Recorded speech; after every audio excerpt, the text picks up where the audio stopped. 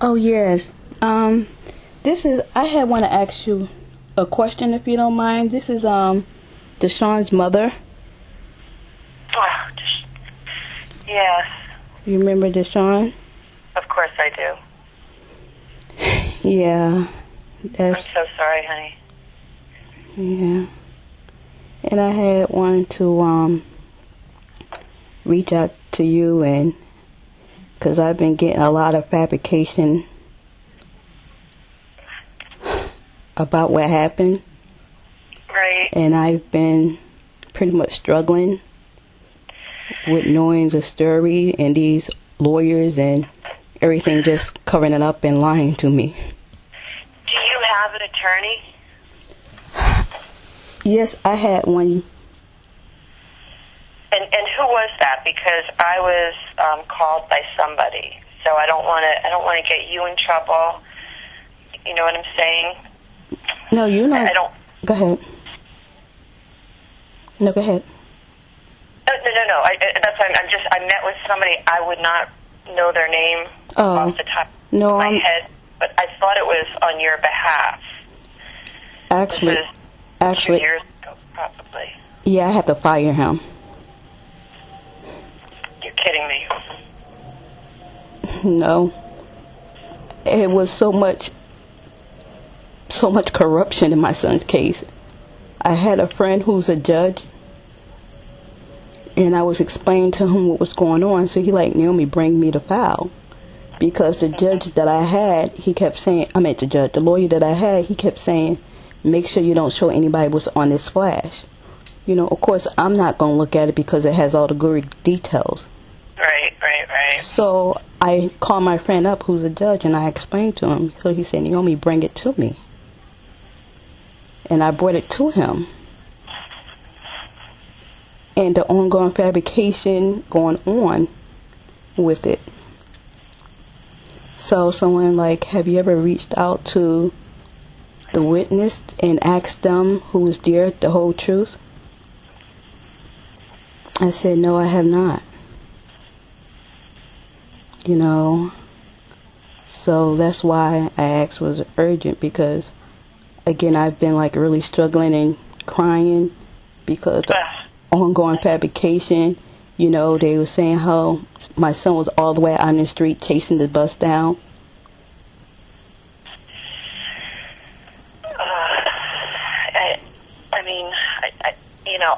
What can I do for you? Naomi? Yes, I'm here. I thought somebody hung up. No, it's just, of course, it's just very emotional and painful for me. I can't even, attempt to say I understand how you feel, because I do not, and I will. You hope that nobody ever does, right? Okay, but still, even if he was, well, it's been 6 years, 5 years. Because I know my mom died right after. I was taking her up to Mountainside for chemo or radiation at that point. Your brother told me. I happened to run into your brother. How coincident. Yeah. My brother at the gas station? Yes. Yeah, he's not there anymore. What a coincidence, because yeah, right? Back in I think it was 2014 or 15, we had a memorial for my son. When I say they've been treating me bad, because of the color of my son's skin, the same day we had the memorial, they took it down. Bloomfield Township took it down. When I left, I had in my spirit, I said, why do I have in my spirit they removed the memorial the same day we did it? Yeah. So something told me to circle back around. And I did just that. I went the next day, really. And I went there, and the memorial was gone. What my feeling was telling me. So what I did, I went and spoke to people around there, because, they remember me when it first happened. And I spoke to the guy at the gas station. I guess he was the manager. He remembered me. And he was telling me, no, I don't remember what happened, but let me ask one of the attendants. He was here. So that's when he called in your brother, which I didn't know was your brother. Right. And so he was saying, yeah, I remember that day my sister was there. Some of your sister who, And when he explained to me, you know, about in the car, and because when I read the article and I read that, you know, you was taking your mom to the hospital. So when he said in the car hospital, that's when I connected to it. I said, oh, that's your sister? He's like, yeah, you know. So he said, yes, he saw us during the memorial. He saw us there. He said he didn't see who talking down, but he saw us all over there. He said when he came back, it was gone. And it wasn't in the street or anything, right? It was... No, it was right where that driver dragged my son at. Right there on the bridge, you know. And we had like a balloon. We had everything like taped down with the bridge, not in the street. So, of course, I had Googled the ordinance and everything about Bloomsville. And it was not obstructing the sidewalk and anything. They maliciously took it down. So the lady at the flower shop, at the nursery. Right. The young one, she said, yes, she saw them removing it. I say, them who? She says, it looked like it was this township of Bloomsville. Like the Department of Public Works or something, who would come and rake your leaves? Because who would do it? And they have to be authorized by somebody, but... Exactly, you know, so she said, I saw them there, and she said, I don't know what's with them or transit. Yep. Yeah. Oh, well, you know, and what authority would they have to do that? So it won't bring attention and witness. So like when I say it's a lot of cover up, it's a lot of cover up. A lot of cover up. Even to the point with the driver, you know. One with the lady on the public transportation, because it pains me to say the word BUS. It really does.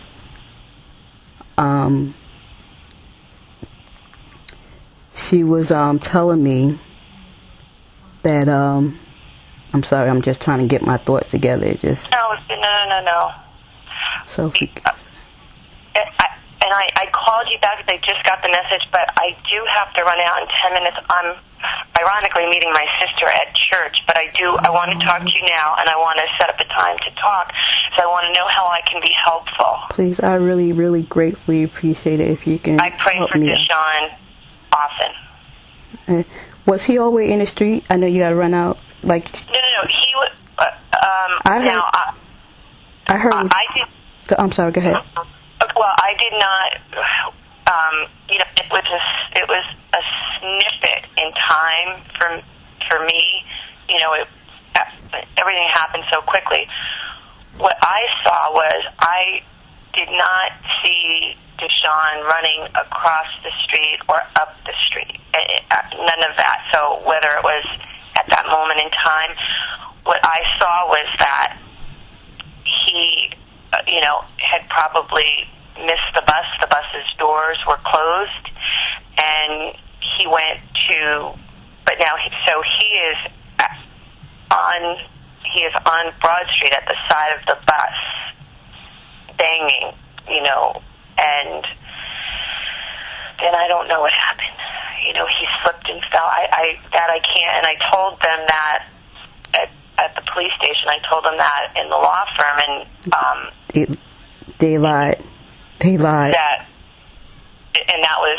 And then, you know, everything that ensued after. But what happened in the moments that led up to that, I can't say. I don't know.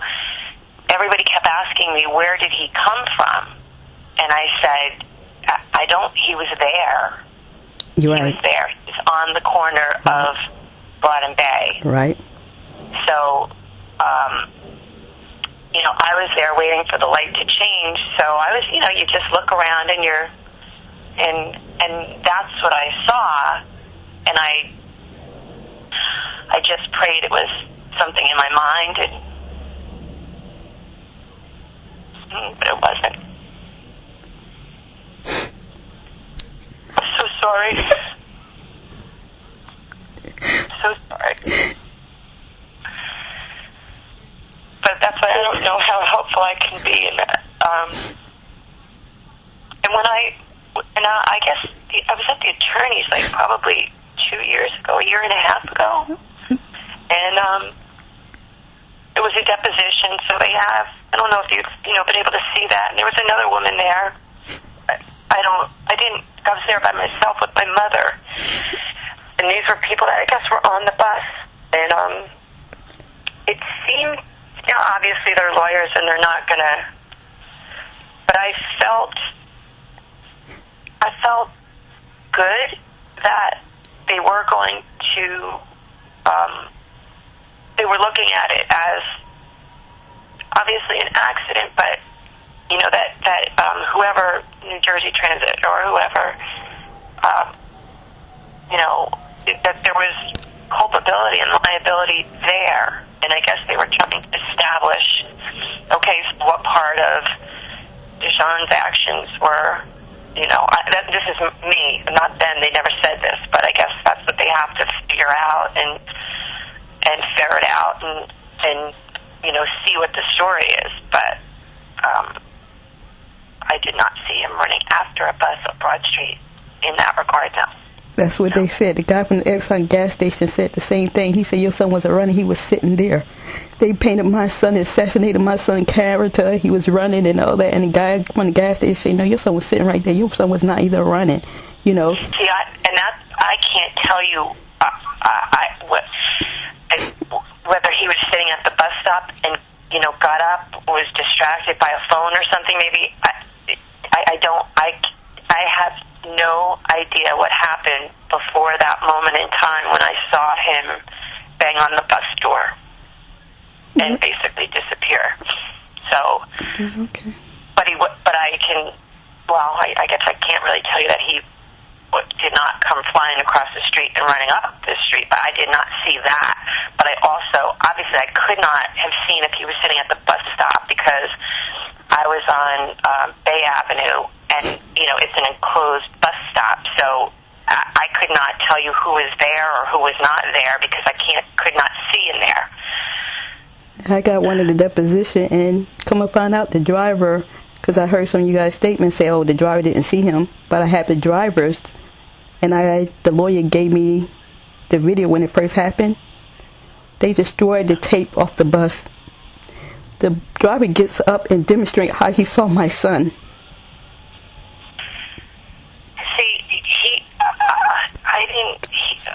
I don't know. No, I'm saying I have the evidence. And now it's gone. No, I have the evidence, but the tape that was on the bus, because every bus have a tape on it. Okay. That tape is gone. It's missing. That's what I'm saying. So they destroyed the tape.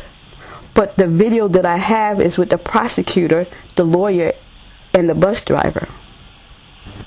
The bus driver gets up. He actually gets up. I'm looking at the video and I put it on YouTube. The bus driver get up and demonstrate how he saw my son. Because they was fabricating to me like, oh, the driver didn't see him, the driver didn't see him. But when I got that video with the prosecutor, the bus driver, and the lawyer, he saw my son. The lawyer said, oh, remember, you didn't see anyone. I'm looking at this video. I'm looking at this video. See, I didn't see the video, but the bus, this was, instant moments, and the bus made the turn and kept going. Yep. And I thought, no way. Yep. So I thought, but he eventually obviously pulled over a half a block, and we were down at the police station. The bus driver was obviously distraught, and he said in that moment he did not see him, and I don't know. If you see the video on YouTube, you'll see how he get up and demonstrate how he saw my son. I'm gonna have to look at it. I got the same information what you said, that he didn't see when it first was delivered to me. But once that lawyer, one of the lawyers gave me they got upset with him giving me the video. And I'm looking and that's why I want to just be careful, because I've basically told you everything I know, and it's all in, because now it's been 6 years, it's all in, what I recorded at that moment in time. And I even told them when they deposed me, I said, if you're going to, and anybody will tell you, you can't remember specific details. Right. A month later, everything is different. Right. So they said, no, it's, we want to just get, and I guess and I really thought, Naomi, that they were supporting you. I was so happy. No. Oh, sweetheart. They took me to heck and back, all because I'm fighting for justice. And most of the evidence I found on my own because they kept lying to me and lying to me. Then I found a statement. If you Google Coach Dangerous Bus Driver, I find somebody wrote a statement that he threatened my son. This is all online, the driver. He didn't threaten your son. He didn't talk to your son. No, he saw my son what I'm saying, he saw my son. My son had caught that bus, and he always saw my son catching the bus. Oh. Yeah, I'm talking about prior before the event had occurred. Okay. And in the deposition that I received, he said, the driver said, yes, he saw Deshon and he rode past him. It's in the deposition. All because the other lawyer, the deposition is sworn on the oath. All the other lawyers never took it, and they wasn't going to take it until a friend of mine who's the judge told me to fire the lawyer, Bryant, because Bryant started fabricating to me. They're not on my side. So I said, you know what? Let me find out what happened and speak to the people. Because when it first happened, a friend of mine told me to go down there when it first happened and speak to the people in the area, and I did that. And see, Coach in New Jersey Transit lawyer didn't know that. And the guy said, no, your son wasn't there. And I asked the guy, was it okay for me to take a statement and record him? And he said yes. And lucky I had that evidence, because they say my son was chasing it down. If that guy never made that statement and it's okay for me to record him, they would have got away with it. And you would believe that. You would believe that, and people would think I'm like a delusional mom just trying to fight for justice. If there's no justice, it was my son's fault. But if it wasn't for that guy giving me that statement, it wasn't for my friend telling me what to do. That's what they were trying to say. And my son was on the phone. They were saying he was on the phone. I pulled up my son's phone record. My son was not on the phone. The lawyer said the driver has a clean record. That driver does not have a clean record at all. Oh, really? He had other incident. When I say alone, he had breaking and entry. Oh my gosh! I kid you not. I put that on YouTube. I put that online too. Yes. Naomi, what is a good time to talk, or? When it's good for you, because I'm home all the time. I really can't go out because I'm disabled, so I don't do much. Whatever appointment, if you want to meet in person or you want to meet. Yeah. Let me run now because I'm all discombobulated now. But Okay. I will get back to you, and then we'll set up something from here. I promise you. I hope so. So I'm trying to really get a hold of it, so I can have a little. Justice. Yes, so I can have a little ease. So I know by speaking to you, in person, I greatly, really, deeply appreciate it. Yeah, and I will do that. I will do that. Thank you for your time. Oh, God bless you. Okay. All right. Okay. Prayers. Bye. Bye.